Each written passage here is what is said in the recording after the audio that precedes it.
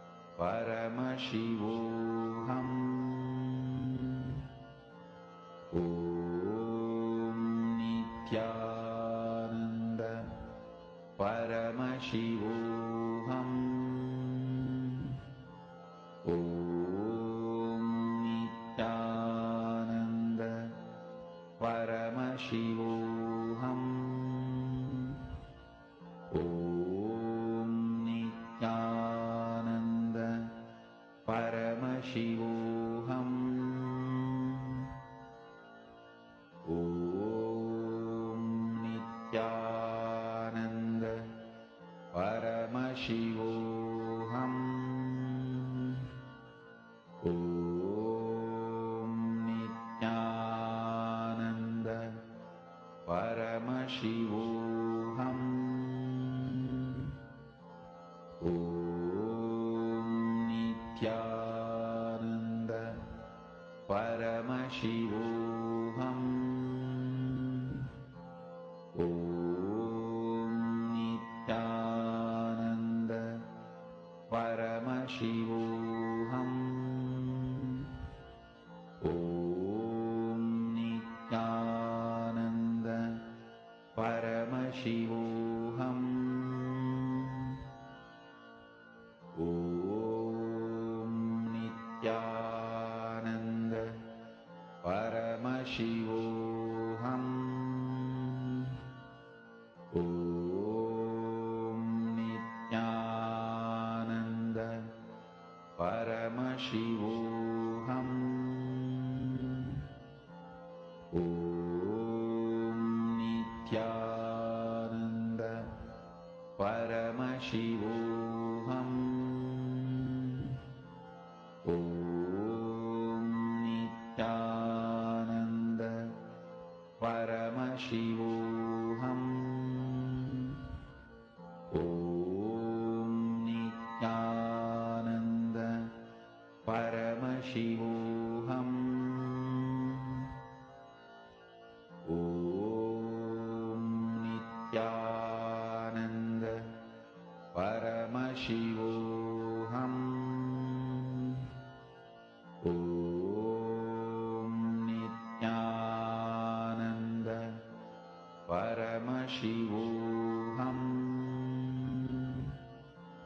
Om Nithyananda Paramashivoham. Om Nithyananda Paramashivoham. Please relax.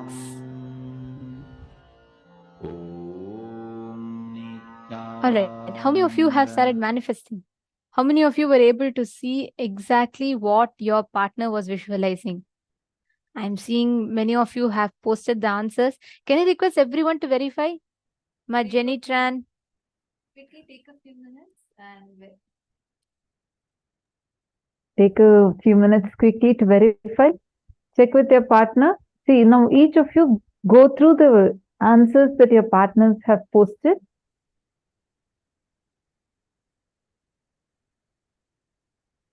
Okay. Interesting. Each of you now verify. You can tell if your partner has manifested rightly. You can verify that answer and put it in the chat.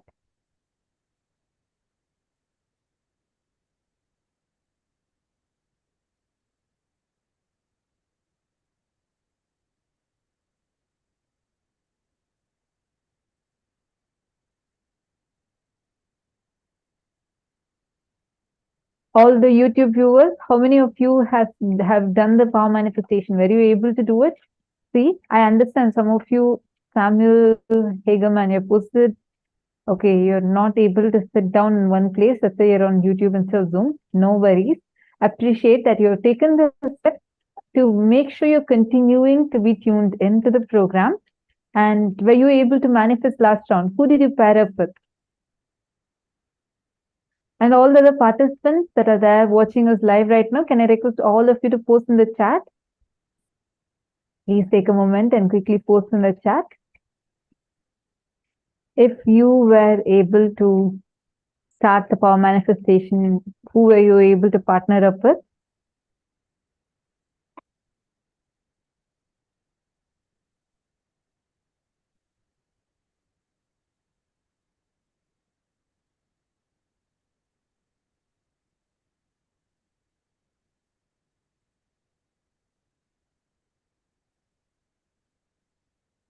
Wonderful. So now, all the participants, whoever has manifested, take a moment to post it in the chat.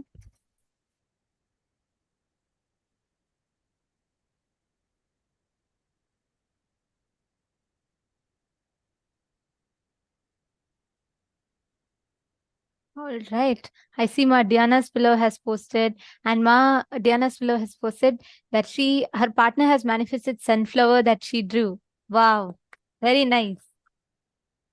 And Ratna Prabha, okay, you manifested a green parrot. You saw a green parrot. That's beautiful. You got it right? You verified it with your partner?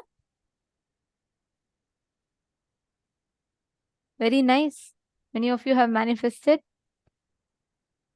Okay, you did not get very correctly. It's okay. See, really, please understand. See, all these powers, as you keep manifesting, right? Once you move from one to another, it helps you expand. It's like this. Let me tell.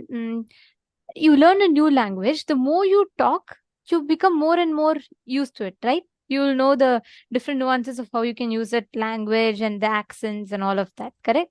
Something same for manifestation. It's not that you need practice, but it's just that the more and more you keep manifesting, you will just know the knack of how you can exactly manifest. What is that exact space you should be in?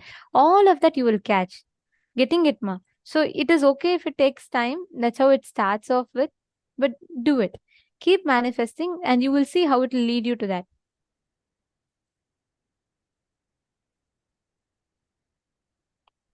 Okay, ma?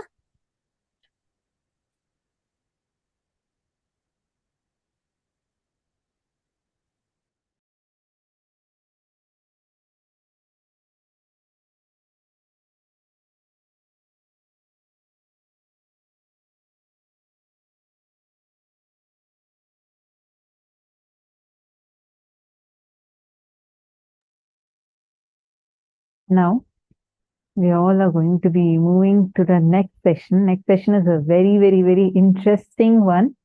I know so many of you have been waiting for this session, which is understanding the Vedic astrology, understanding and experiencing the Vedic astrology.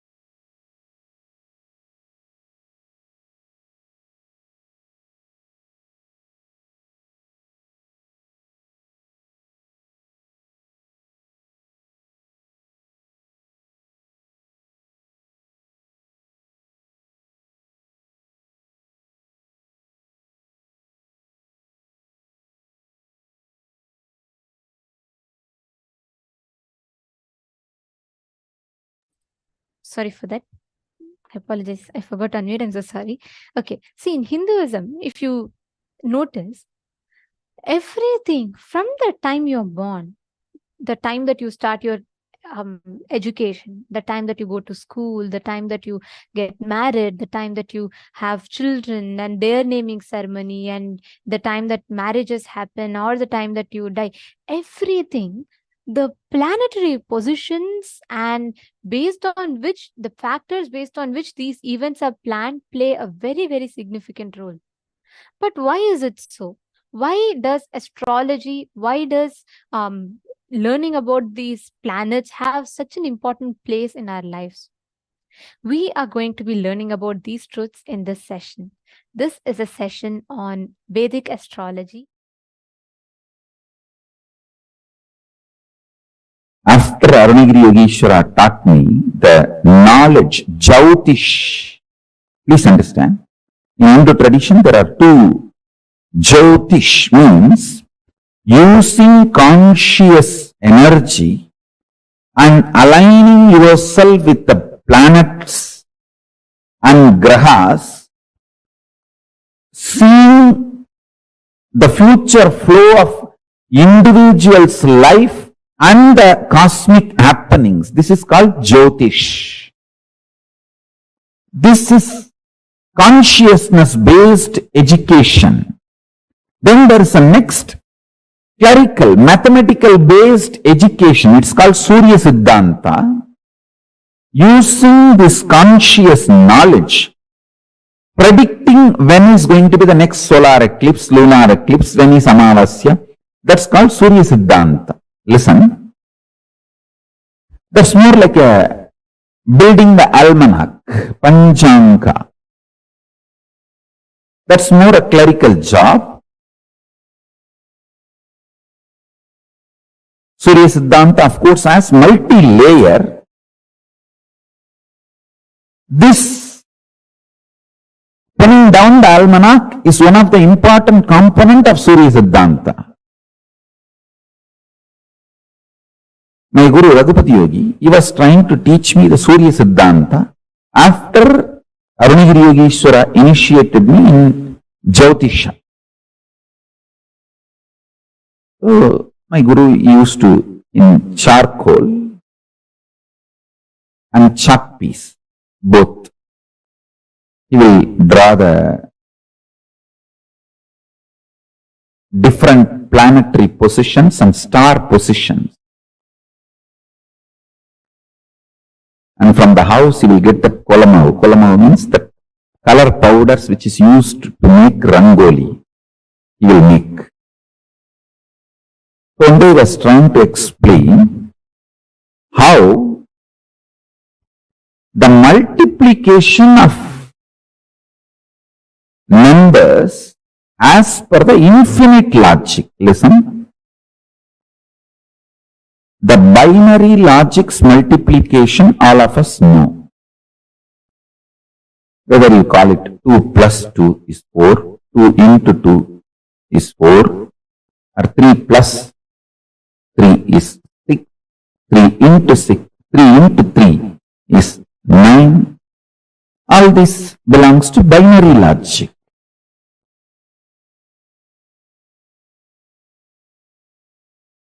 But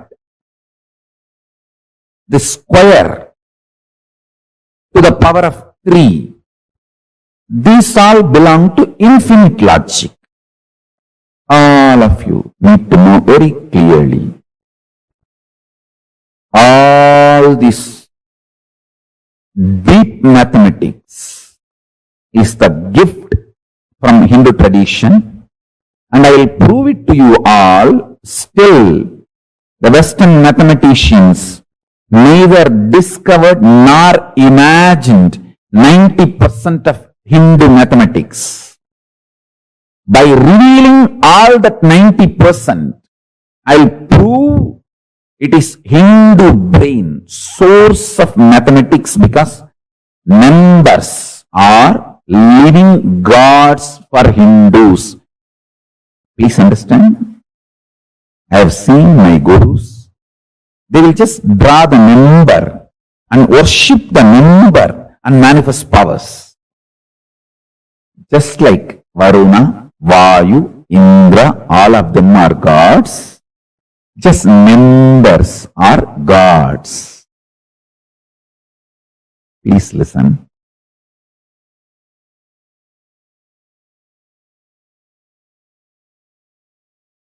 When you worship cow as conscious existence, the amount of good things you receive in your life, only a cow worshipper knows.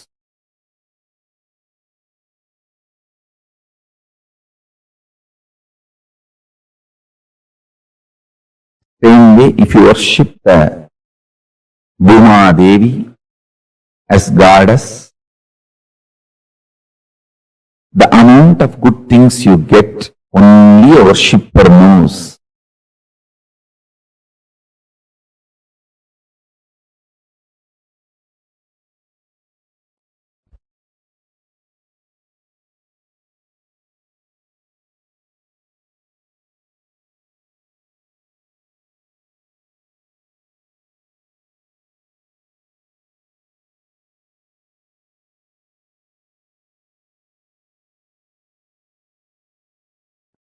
why I insist on physically detoxifying you. Because if you physically detox yourself, you can grasp what I mean when I say members are gods. I've seen just in copper sheet, my gurus, they will write the members. Worship that member and reveal the great principles to me. Not only that, just by worshipping that member, they will manifest powers.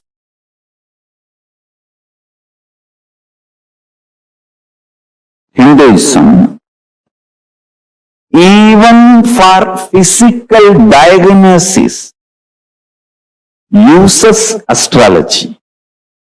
You go to a real Ayurvedic doctor, you see, all Ayurvedic doctors who are rooted in original tradition, whether Ayurvedic doctor or Siddha doctor, the traditional, authentic, scripturally educated, empowered, entrained Siddha doctors or Ayurvedic doctors, they'll basically know the Jyotisham, because Jyotisha is Anga, part of Ayurveda science. சித்த வைத்தியத்தில் சரம் பார்த்தலும், ஆயுர்வேதத்தில் ஜோதிஷம் பார்த்தலும் மருத்துவத்தின் அடிப்படையான சத்தியங்களில் ஒன்று. In Siddha tradition, there is something called saram பார்த்தல்.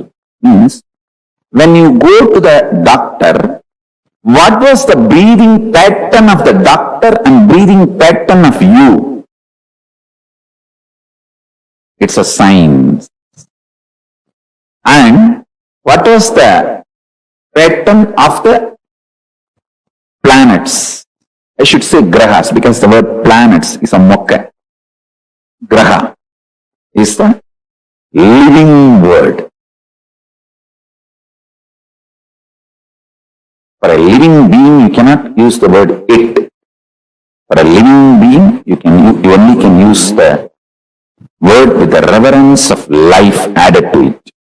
Planets are living beings.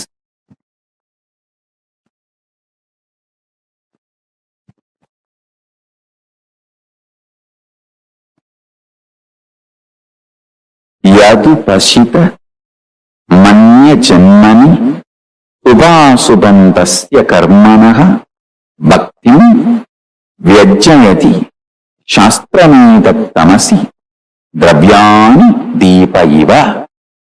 Lagujatakam, sloka 3. This branch of science, the Hora Shastra, reveals the good and bad results earned as fruits of karmas done in past lives. Like a glowing lamp reveals the objects placed in darkness. Since this Shastra throws light, Jyotish, upon the karma in store for an individual to experience in his life, this Shastra is called Jyotish Shastra. All religious rituals of Hindus are guided by the lamp called Jyotish Shastra. All physical disease diagnosis is also guided by the Jyotish Shastra in Hindu tradition. If you go to a doctor, Ayurvedic doctor, Siddha doctor, you will first consult your horoscope and study your nadi and saram. Only then will start the treatment. Jyotish Shastra, also known as Vedic astrology, is the oldest of all sciences. Its history is traced back to the Vedas, whose rishis, by the expansion of their consciousness, which is the real Jyotish that lights up everything, were able to download, understand, reveal the science of Jyotish Shastra, Surya Siddhanta.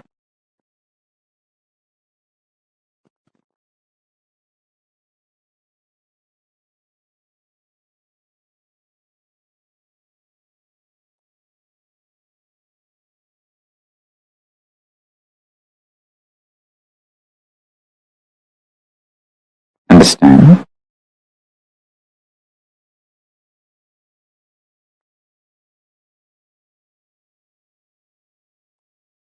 If you start cognizing the element of consciousness in you, you will start respecting your swatantratva, ability to will and manifest, and you will start recognizing the same ability to will and manifest in planets, plants to planets. Then you will start developing reverence for life everywhere. Living with a tremendous love, reverence for life everywhere is only described by Isavasya Upanishad as Ishavasyanidagam sarvam. If you think you are just a matter, you will look at the whole world just as a matter. If you realize you are consciousness, then you will understand the whole thing which exists as consciousness. Ishavasyanidagam sarvam.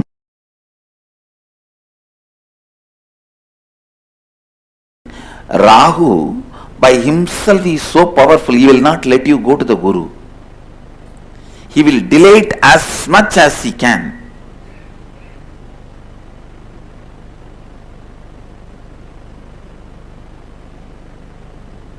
Only if the Surya helps or Chandra helps, you can go to Guru. Especially if there is a Rahu, bad Rahu, only with the Surya or Chandra's help you can go to Guru. Otherwise Rahu is so powerful, he will do all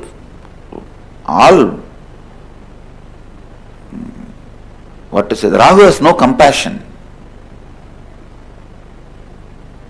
I have seen he will even break people's legs and hands so that they will not be able to travel and come to me. I have seen Rahu doing that. He will put them in some bondage. He will break their legs and hands. But I have always seen, in spite of all these problems, somehow if they reach the master, they are liberated. Because Rahu cannot stand in front of Guru. He just has to disappear. Understand, most of your Rahu is identity crisis. Related to your identity you want to play with. Actually, your own blind spots related to your identity. That's the right word I will use. Even the identity crisis has some meaning which you can give on your own. There are some unsaid concepts in the word identity crisis. So it is not the definite definitions of Nithyananda standard. So I will use the word blind spots in your identity. Blind spots in your identity is Rahu. Exposing yourself to your identity completely and completing is Ketu. That is why Ketu always leads to enlightenment.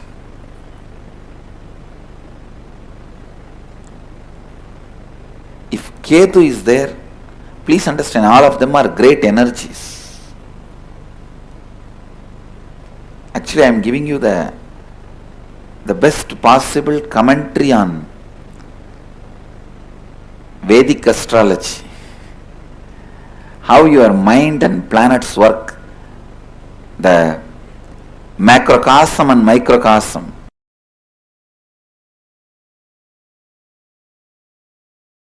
You are made of 5 elements. Pancha Bhutas. earth, water, fire, air, space.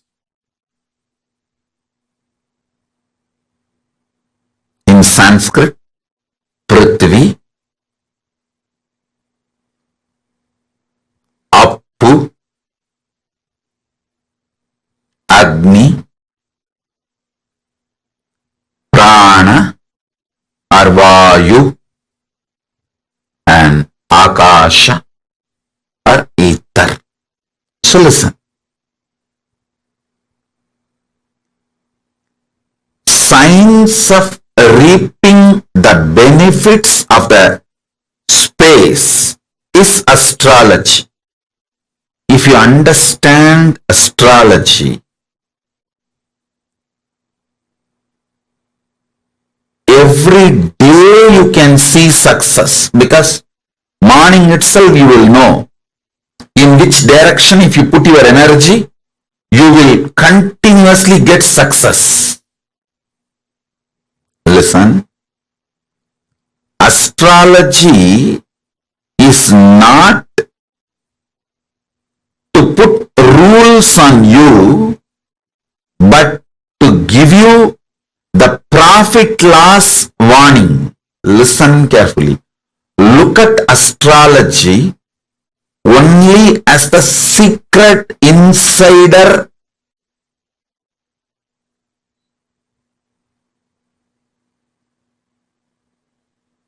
tips. I'll tell you one thing.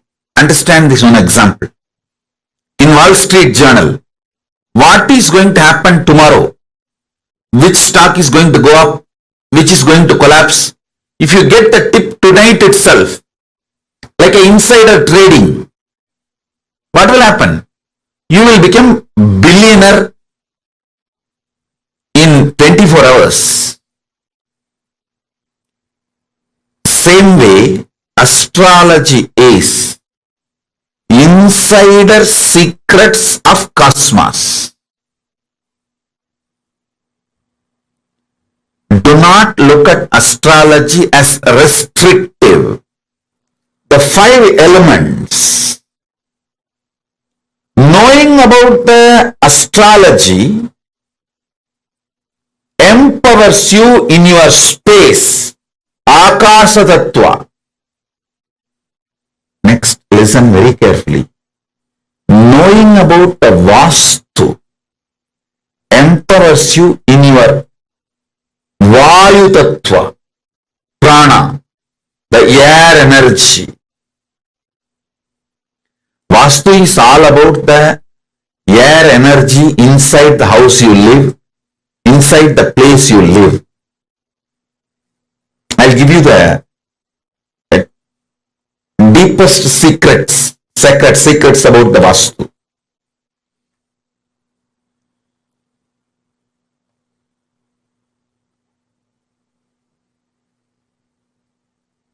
In your own house, sit in southeast, you will feel fresh whole day. You will work, your thinking will be so sharp from morning till night. Sit in northeast, you will feel sucked within just 1 hour. Because the place to sit is southeast, Nairuti. All this you can see in your own everyday life.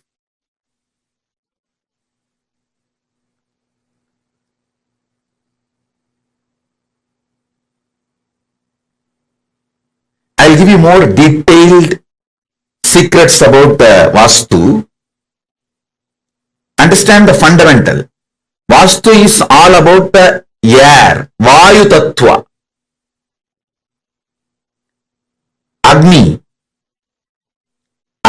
in you, the fire element in you can be mastered by the proper havans, yajnas, homas.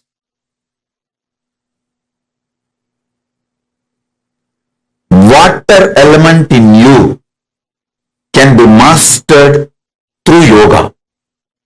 Bending the body, making your body fluid, flowing. Finally, the Prithvi Tattva, the earth element in you can be mastered by wearing the right gems. The right gems can make your whole body master the Prithvi, earth element. Listen to this very carefully.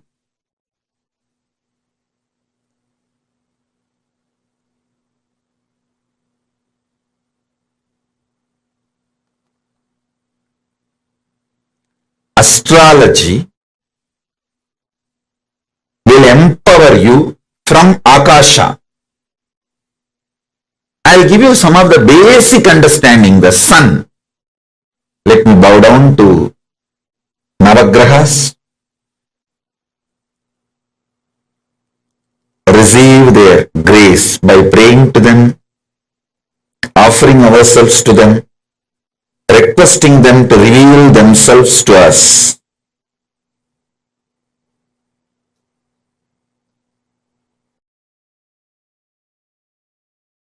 Adityaya Somaya Mangalaya Budaya Cha Guru Shukra Sanibhyo Rahave Kedave Namaha Om.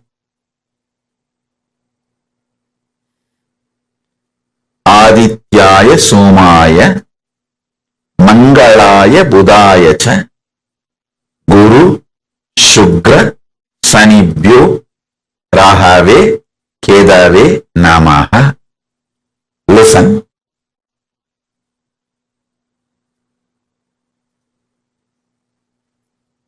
The truths I am revealing to you now is not only just words, it is an experience. It will enter into your system.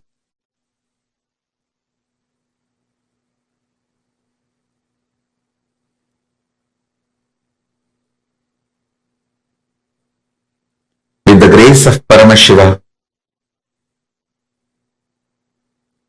you will all be relieved from all the graha doshas, vastu doshas, and any dosha in the gemology, any dosha in numerology. You will be free from all the doshas, and all these higher energies will support you. Listen.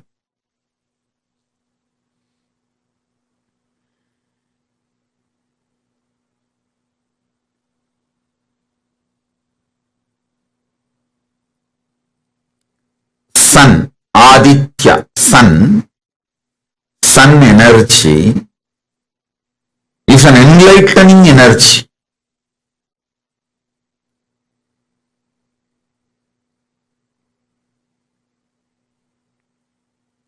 Each of these grahas, when they peak, they manifest certain energies. And it is not actually restricting, it is empowering. When you know your sun energy is in peak, spend your time towards unclutching and enlightenment. When you know your Shukra is peak, go and take risk in any investment, any business, money related, any pleasure, like you want to propose to someone, any pleasure related activity, money, luxury, vacation, sexual pleasure, any pleasure, and Shukra is high, simply will manifest it.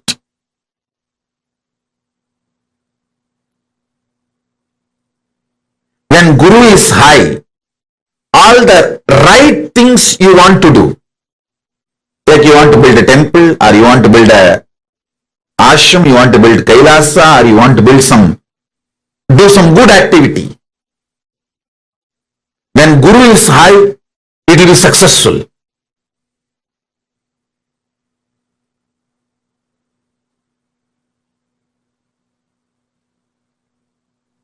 Having even basic little bit knowledge about grahas, I am not asking you to become an astrologer, but basic little knowledge, introduction, will empower you so much in your life.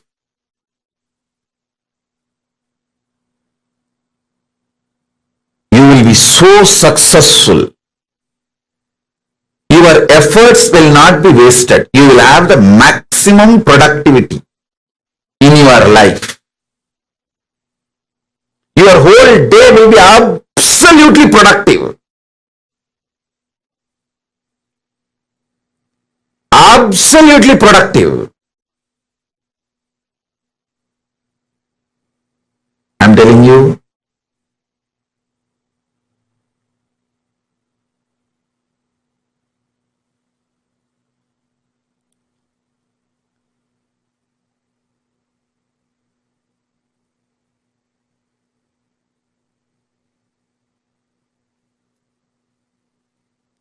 whenever your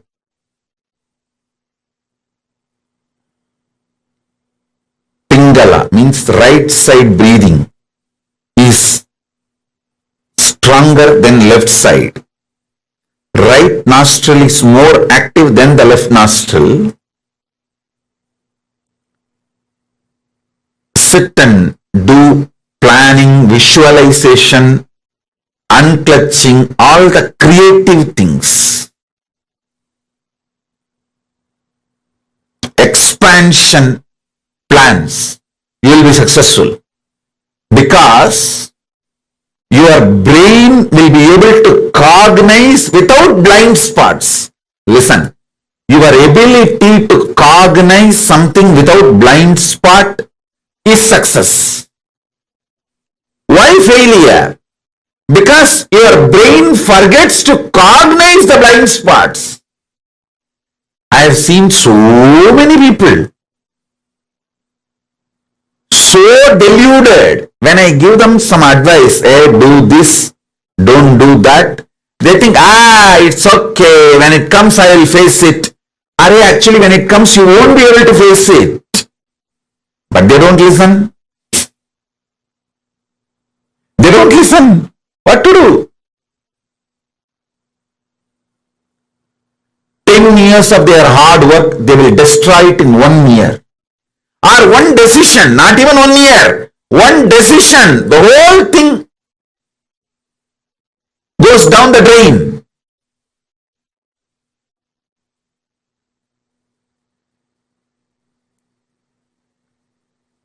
Even though I told multiple times to multiple people, I have seen when they have Guru Kripa means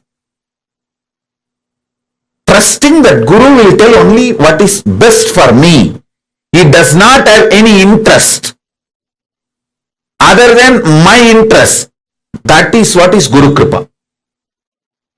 If you know, I will tell precisely what is good for you. That is Guru Kripa. Because if you know that, then simply you will do. See, whenever you know you have Rahu, don't focus anything other than taking revenge on your enemies. Rahu is such powerful guy. When Rahu is holding your brain, whoever you think about in your brain, you will finish them off. Understand? See, always people were thinking Rahu Dasa is bad. Rahu is bad. No! Rahu will destroy all your enemies. See, when Rahu is possessing your brain, Rahu is high on you, just remember your boss, manager, whoever you want to take revenge. Nothing else is required. He will finish them. And so much things will be cleared for you to proceed further. You don't need to take revenge on people. Just wait for Rahu to possess your brain. That time just think about them. See, when Guru is high, don't try to attack your enemies. You will fail.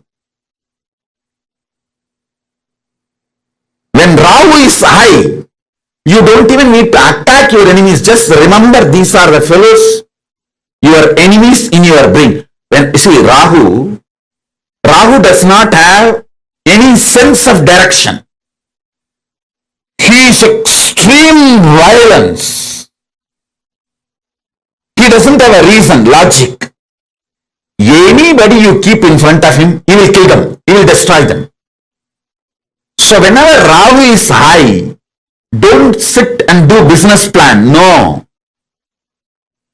Just pray to Rahu. Rahu, I know you are high on me.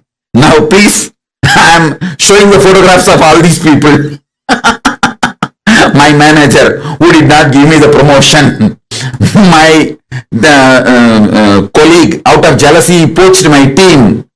And this fellow, out of jealousy, he destroyed my relationship. And this girl, out of jealousy, she took away my wife, my husband. And all those people, you keep them in the stock when Rahu is high on your energy, which is supposed to be the bad time. All astrologers will tell you, oh, when Rahu is high, just keep quiet, don't do anything. I tell you the secret. When Rahu is high, meditate on all those fellows whom you need to destroy. Think about all the fellows who you need to destroy in your life. See, he will do the job for you. He will simply do the job for you. Use all the cosmic energies.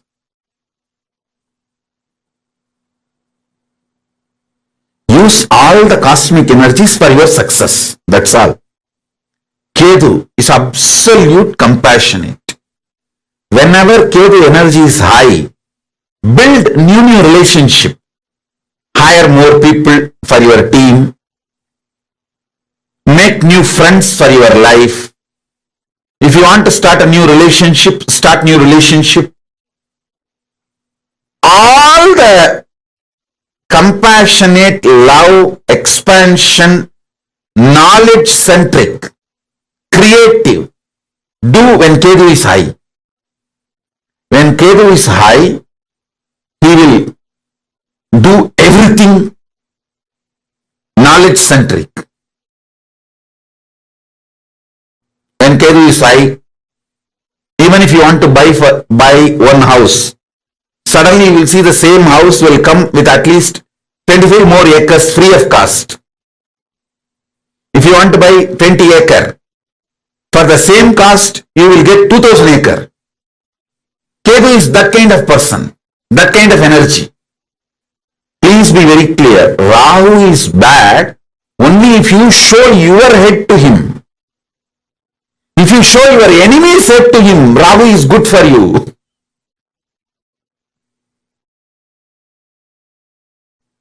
So learn how to use Rahu. Buddha is the pure intuition. Whenever the Buddha is high, go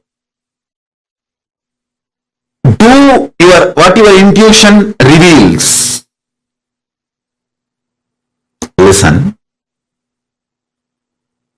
Shani is power, not bad, power. And pure honesty and authenticity. Sunny will actually expose you to you. That is why he is called Dharmakaraka, who teaches Dharma, righteousness.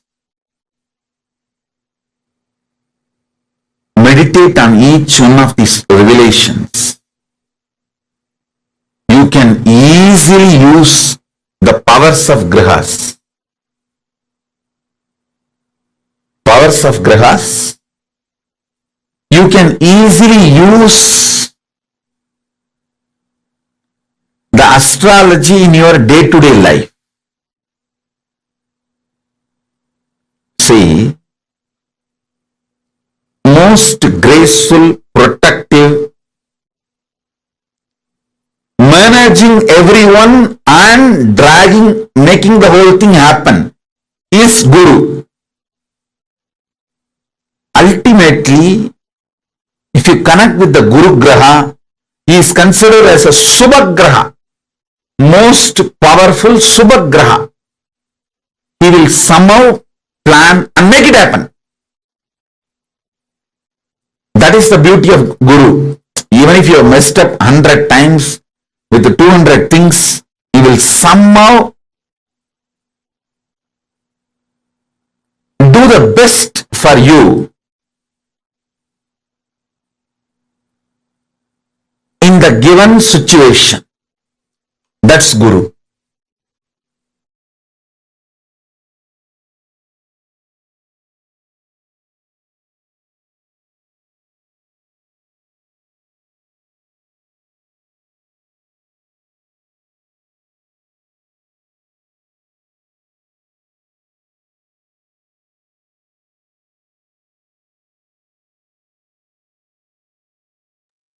For how many of you, this revelation was something that you heard for the first time ever?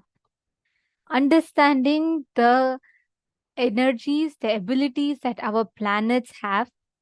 I mean, like, till I heard this session, I always believed that planets, I had two beliefs, like it will be to the two extreme ends of the spectrum. Either I believe that there's no impact planets can have on us and it's all superstition and just hoax. And when I started learning about them more, then I understood they do have an impact. So I believe it is, they have, and I always thought planets like Rahu and all has a very bad impact on us. But here, what Swamiji revealed is something just phenomenal, isn't it? The way Swamiji told about how every planet is an energy. The question is about how do you want to use that energy? How do you want to use that energy inside of you? Now we are going to be like what Swamiji had actually explained to us step by step, right? Like each graha, what should you be doing and what you should not be doing. We're actually going to go through that and see through that. We're going to be understanding step by step. So let's listen to the revelation. Let's look at what Swamiji had said for each of these grahas. You're also going to be getting this as an email, so it's easy for you. So right now you can just listen. You can take a note of it, but this information will also be sent as an email. The first thing is Sun, Aditya. When the Sun energy is at its peak, spend time towards unclutching. And when the Shukra energy is at its peak, any pleasure-related activity, money, luxury, vacation, when Shukra is high, simply he'll manifest it.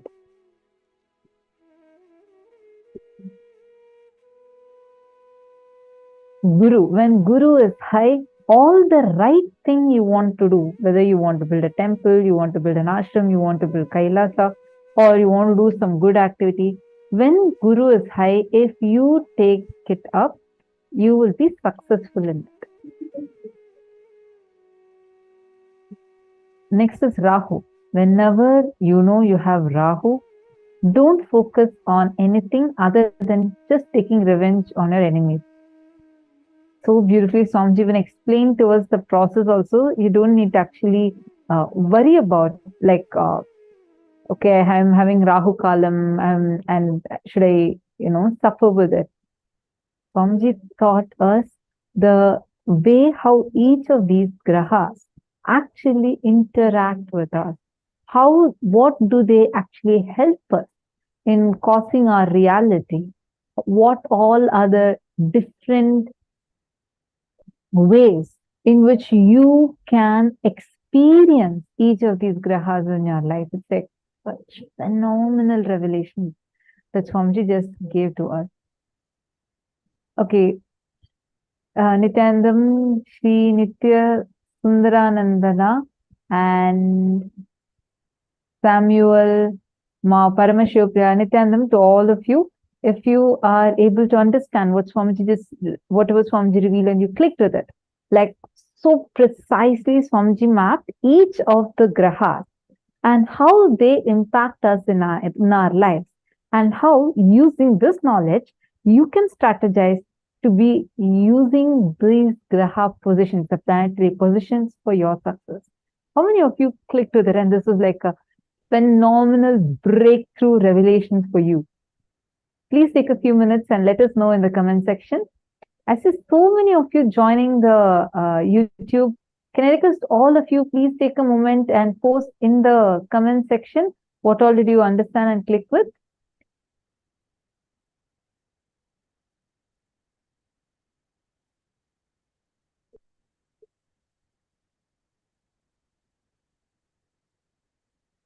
Please take a moment. Come on, all of you, please post. Swamiji blessed Rahu. Samuel, actually, Swamiji had said how Rahu, like usually you're always taught saying that if Rahu Kalam is that, it's very inauspicious for you and dangerous things can happen for you and you're asked to not start any endeavor. But Swamiji said, don't worry about all that. All you need to do is at that time, focus on just remembering your enemies. You don't need to even go and do something to take revenge on your enemies, nothing. Just remember your enemies, that's it. Rahu will make sure they're just done. The enmity inside also will collapse, and same way anyone who is strategizing against you, conspiring against you, if you just remember them, that is enough. Rahu will take care. Surya, when Surya energy is high, focusing on all the positive things. Understand each of these revelations that we just listened to. It's like literally what you will achieve after you do a lot of mastery in understanding about each of the grahas and understanding about Vedic astrology, mastering Vedic astrology. After all of that, what you will learn, Swamiji gave it in a nutshell.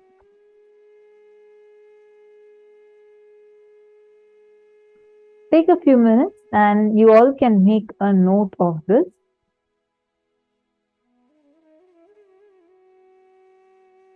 During the Rahu Kalam, we are asked to worship Durga. When you go to Durga, what will you ask? To destroy all your enemies. Same way, whether worshipping Sarveshwara, Pratyangara, Durga, all these are destroyers of enemies. Naturally, you'll ask them, oh, please save me from my enemies. These are my enemies. Rahul just finished them off. This is one of the powerful strategies. That's why all the Shakti Samharas are done during the Rahu Kalam. Wow. Each of these revelations are just phenomenal, right? Take a few minutes and quickly post in the chat. What did you understand? What are your clicks? Come on, all the participants.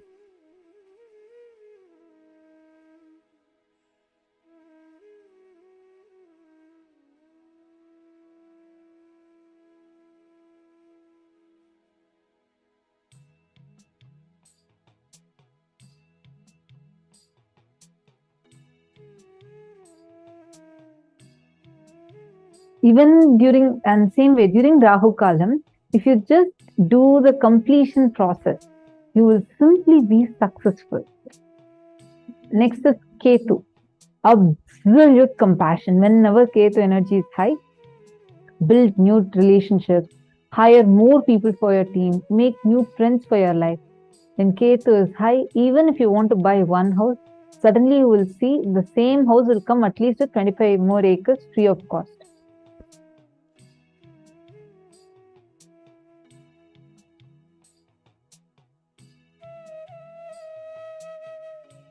You all can take a few minutes to take a note of these things. I see some of you are asking to take a note of these things. We are going to be projecting from the first slide. So all of you can take a note of all these grahas and what their benefits are.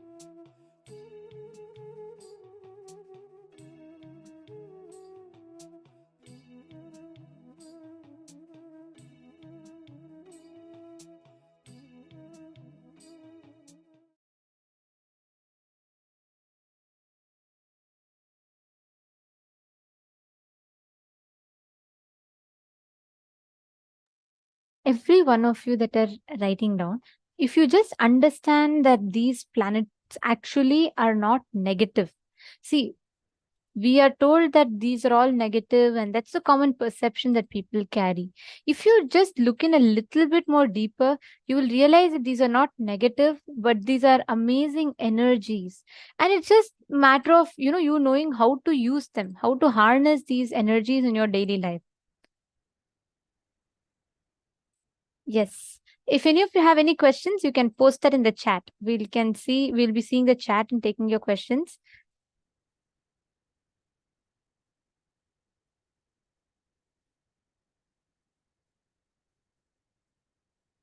Okay, my Helen Gomez is saying, I'm only familiar with the Western astrology. Sun big three, sun, moon, and ascendant.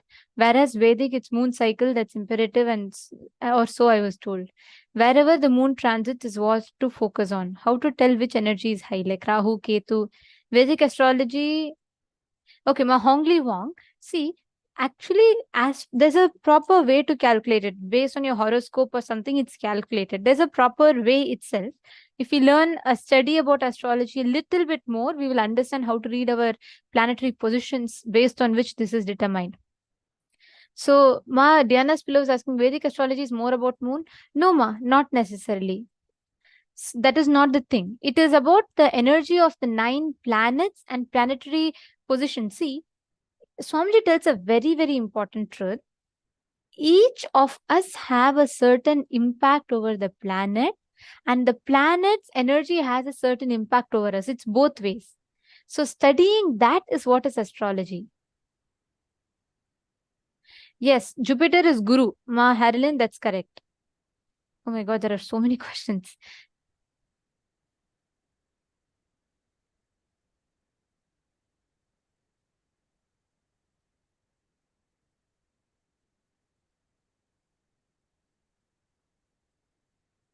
Guru is that energy where all the auspicious things, the right things manifest. So that is Brihaspati, which is Guru. Brihaspati is called as Deva Guru. So Brihaspati, Jupiter is Brihaspati, which is Guru. And in that Guru, when the Guru energy is high, all the right things manifest in life.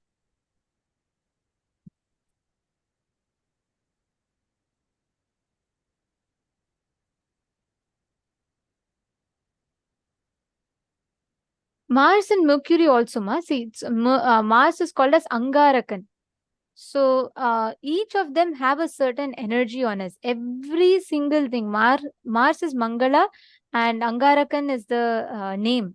And each of them give us a certain energy. So even Maili, all the 9 planets, you should know. Shani, Rahu, Ketu, Guru, Shukra, then Brihaspati, which is Guru.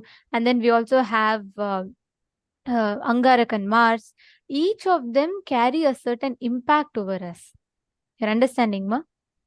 Chandra, Moon, Sun, every single planetary position is having an impact on us. Yes, ma Reshma Shetty, you got that thing. Actually, Swamiji tells that much. A very, very powerful thing. Swamiji tells, see, based on the position, let's say the time, location, like how planet Earth, to study a person, let's say if I have to track where ma Lillian Mustafa is, correct? She is in a certain merging point or a certain point where a certain longitude and latitudes, based on that we calculate, correct? The whole planet is having this imaginary lines drawn on them, longitudes and latitudes, based on which we all calculate, right? That's how all the different points are studied, and that's how the whole things, that's the parameters on which the whole earth, everything is measured.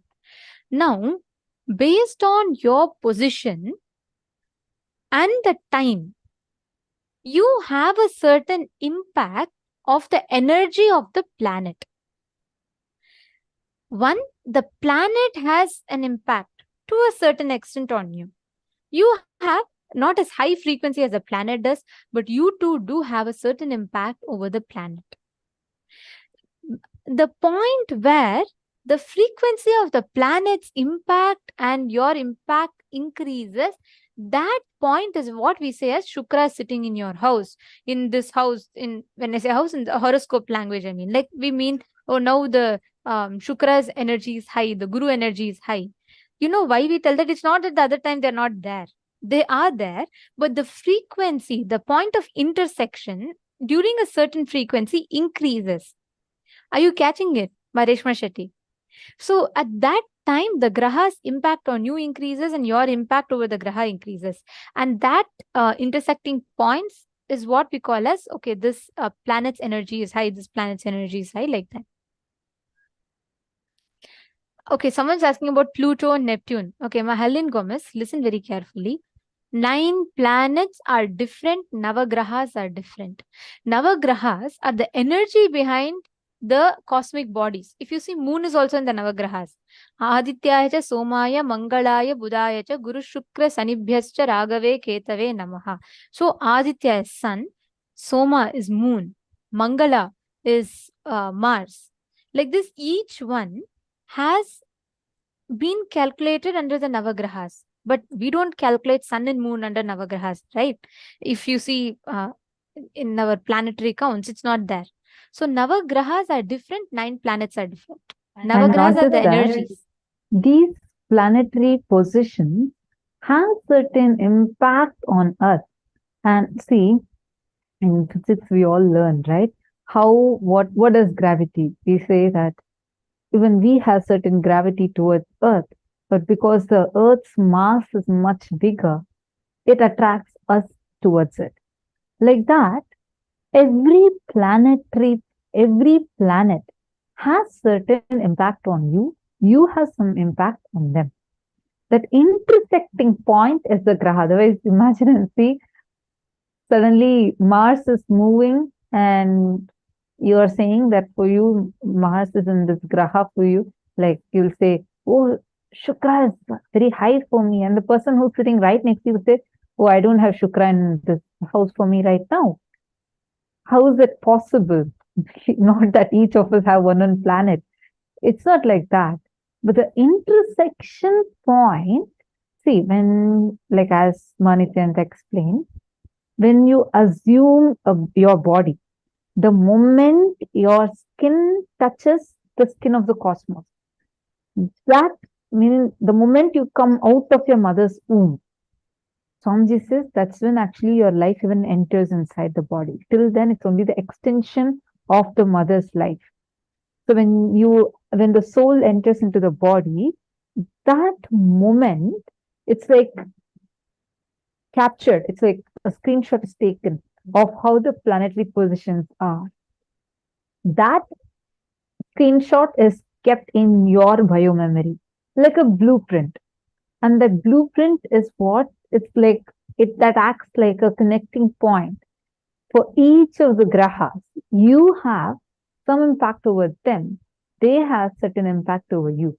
The crisscross of this is that intersection point, based on which you say, okay, this graha is moving towards this direction for me. Wherever that intersection point moves. Are you understanding? So, the grahas are not just the physical planets themselves, but the impact that the planetary positions have on you and you have on them. Why do you think when moon gets closer to Earth, or like whenever it's a full moon, they say, the ocean waves raise higher? Why is there so much of tidal impact on the movement of moon? How many of you know about this? Right? We study about it, we see it. Especially they'll advise you should not go to the beaches when it's a full moon night, because it'll have a very, like the waves will be very rough during that time. Why do you think so? It is because the positions, the planetary positions, do have an impact on every body in the planet. Same way, we have an impact on those planets. You understanding? So you, first and foremost thing, the planets are not the graha, are not equivalent to the grahas, and these positions do have an impact on you. It is that intersecting points which are the grahas which directly influence multiple things in your life. By learning how they influence, you can plan your life. It's like, see, the knowledge that sun raises in the east. It helps us design the house. For example, you want the sun rays to enter into your house, then you can keep your window in the east direction, so that the sun, moment it raises, it's going to come into your house. Or you don't want it, so keep it in the west direction or the north direction, some other direction. Then the sun rays will not directly hit inside your house. It's a simple logic. How, by knowing a truth, you can directly map it and implement it in your life. Am I right? Same way, you're going to use this phenomenal knowledge Swamiji has given to us about each of these grahas, directly map it. Like you can know when your Shukra energy is high. Okay, this is the time I can just enjoy, or I can do all the pleasure related activities. And you know, when your Ketu is high, just confidently go on investing. Invest. Ketu will shower you. The Ketu energy will just, like, for example, let us say that Jinkin, you want to start an investment, and you correctly see that, okay, my energy, my Ketu energy is so high. And then you exactly see, okay, this day my Ketu energy is high. Swamiji has told Ketu energy is going to triple or double whatever I invest. Then you confidently go and invest in $1 million project. You will see, you will not just get $1 million back, you will get $2 million back. That's the way how Ketu functions. Whatever you take into, Ketu will just double it, triple it. Same way, if you enter into some negative cognition, negative mood at that time, Ketu will double and triple that. So it's like you have a multiplier, like he'll just multiply whatever your inner spaces, or whatever you're cherishing, whatever you're entering into, all those things, he'll just multiply. First, know the knowledge, like take a note of it now. Listen intensely. This knowledge is not available. You can study how many ever astrology books. You can try studying any number of books. What Swamiji has given to us is not available. Even if you're a great scholar, this would still be a new revelation for you. Because I mean, people can only give commentary on Paramashiva's notes, but to decode Paramashiva's notes, only Paramashiva can do. Only Swamiji, the avatar, that is why he is decoding it for all of us. So take a few minutes and pen this down. Using Kin is asking how to know when. You can go to your, like basically you need to study your own horoscope. And you can find, there are many ones like Drik Panchang and many online Panchangs available. And we will also be emailing to you some of the books that will help you, like Swamiji's book, where Swamiji has revealed about it step by step, how you can identify, how you can calculate it, and for based on your stars, whatever is your constellation, how you can be, using that to calculate and plan your life. So Swamiji has gifted it for all of us. We are going to be sending it to you. We're going to be gifting it to you in your email. So make sure to check your email today. I mean, this phenomenal knowledge, what a compassion Swamiji has, right? To make it all available for us completely free of cost, and opening it all up for the social media people, everything, everywhere. Wow.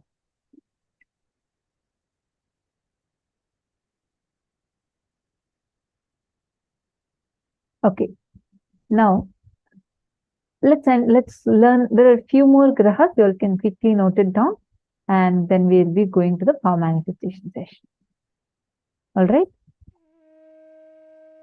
So Ketu is the graha which is absolute compassion. Like whatever you want, like he'll just double and triple. And whenever case energy is high, you have to focus on building new relationship, hire more people for your team, make new friends for your life. Next is Buddha. Buddha is pure intuition. Whenever Buddha is high, go do what your intuition reveals. So you can take a few minutes. You'll actually project this and wait, but you can take a few minutes to go and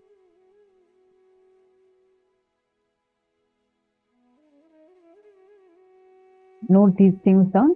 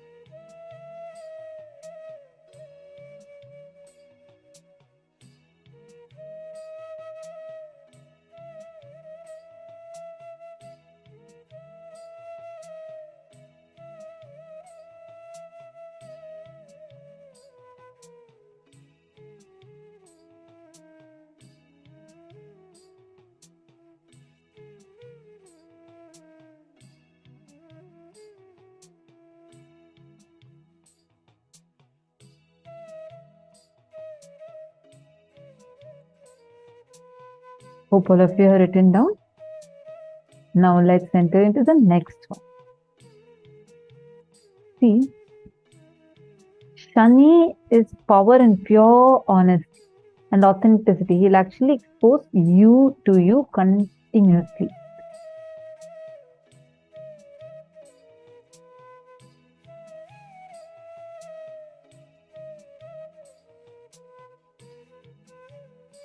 Actually, there's a beautiful horoscope prediction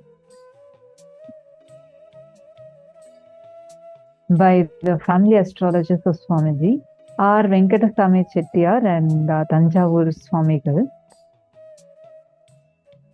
The astrology predicted that the newly born child is an incarnation and will be a Raja Sannyasi.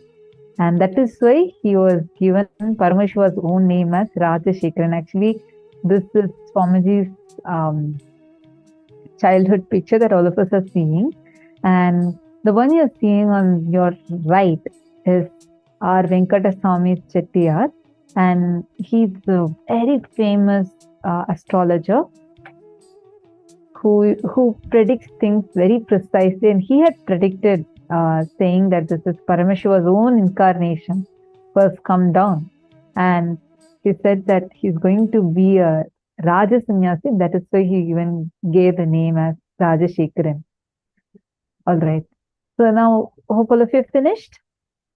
Anyone has any questions or doubts, feel free to ask us. Really, these are all such profound sciences that Swamiji is making it so easily available to us. Like, imagine understanding these sciences is not a joke, right? The way Swamiji has made it available for us. Now we literally know how we can harness these planets, planetary positions. So you no more need to feel that you will have the, you'll have to struggle with the planets, planetary positions, nothing. Just knowing you will be able to get that energy, you will be able to know what exactly you can manifest when. Now, every one of us that are sitting here, let us all enter into the power manifestation session. And before we enter into that, just want to let all of you know, these are the gifts that we are going to be receiving today, where Swamiji has very precisely revealed to us. The moment the consciousness enters the body, the energy level of the cosmos at that time of birth gets printed in that consciousness. Nithyananda Astrology series is a unique and only guide that walks you through the presiding planet, their energies, what effect the nakshatra has on your life, your day-to-day activities, your body constitution, and the book leads with the solution from Ayurveda and Hatha Yoga for experiencing your peak for the 12 zodiac signs, your presiding energy center. We are going to be actually giving this as a gift for you. That is Swamiji's compassion, everything. See, first Swamiji is giving this whole knowledge free of cost. And on top of that, he is going to be initiating us today by removing all these malefic effects that your planets will be having on you. And more, he gives the gift of like precise mapping for each one of us.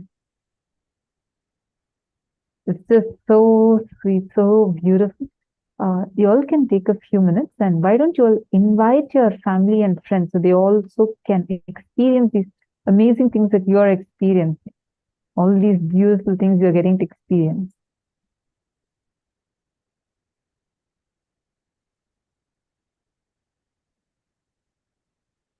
One of you can share this with your friends. Understand, so many of them struggle with the struggle with planetary positions. Based on that, there's so much of misunderstandings around it, and so many people make decisions based on this. If we can just take a minute or two to reach out to them and share with them, just let them know that they have this available, this science is available for them, then they too can experience this. They too can experience healing from this. Even if they are not really impacted, you feel, but it will make a difference, impact in the way they see their life. But I see some of you are saying you have not received your gift. Anyone that has not received your gift yet, you should be receiving. Every day we are sending out gifts. If you have not been receiving, please kindly check in your spam folder. And even after checking, you still not received, we request you to please give your email ID and we will specifically check for you and ensure that you're getting it. Please put your email IDs in the chat if you have not received the gift yet. Every day, like right after the program is over, you would be getting an email with a thank you note and the gifts for that day. So if you have not yet gotten that, please kindly put your email IDs in the chat. You can, if you're not comfortable in putting in everyone, you can put it as a direct message to the ID that you're seeing us through, the PSM Tech team. You can send your email ID as a direct message so that your privacy is also taken care of.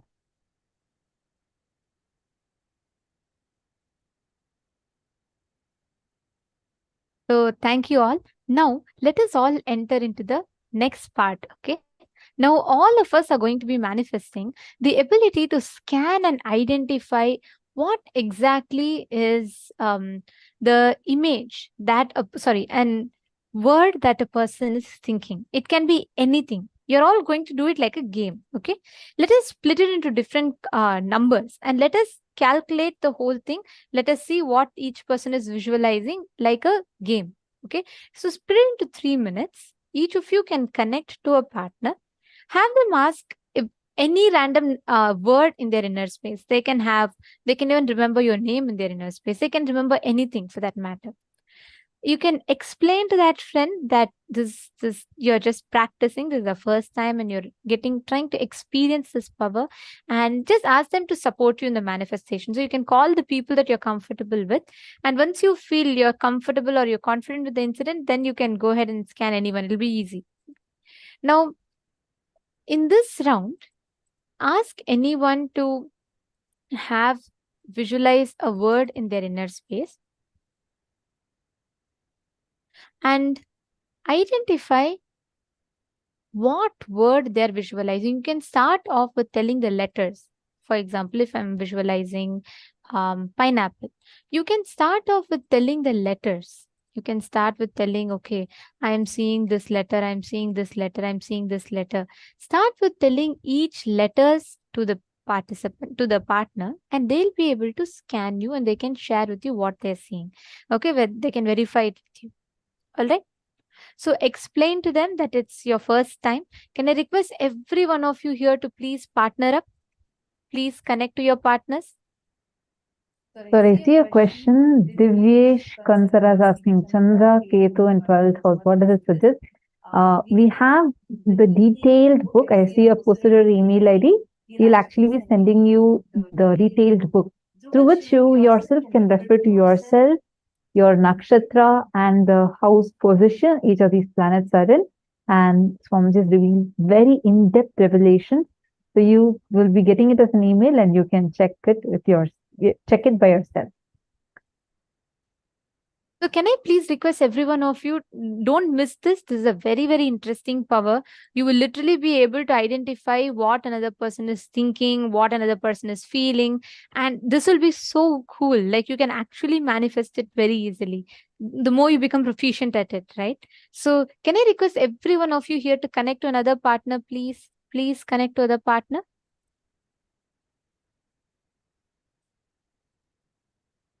Can I request all of you to come on camera? Please connect to another partner. You're going to be scanning them, identifying what exactly they are visualizing in their inner space. Whatever words, whatever pictures, whatever they are visualizing, you can actually scan clearly and identify that.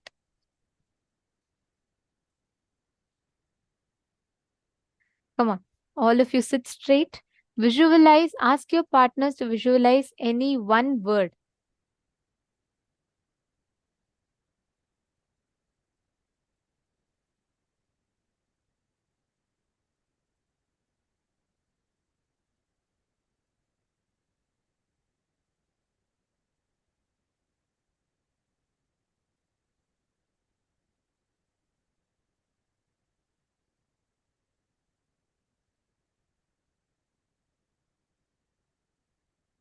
Sit straight, please sit straight. I'm seeing many of you are starting to slouch. Sit straight and connect to your partner. You can explain to them about this power manifestation. It's just do it like a game. Don't try to make it like, oh God, I have to manifest. It has to come now. Do it in a very relaxed manner. Just have fun with it. It doesn't matter if you're not getting it immediately right. That's perfectly fine. All you need to focus on is just getting yourself that experience of that space of oneness. Just getting into that space of restful awareness, that experience of being able to scan another person. So even if it takes time, that's fine. But don't constantly spend time in your doubt whether, oh, am I manifesting? Why am I not getting it? It is okay even if you're not manifesting. As you go on, you will be able to catch it. But spend time first in give yourself that time to connect, understand, and manifest. Just scan through your third eye. Close your eyes. Visualize Swamiji.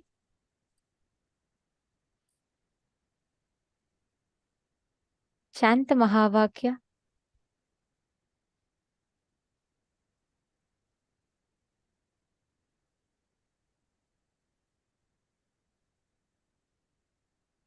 It's great.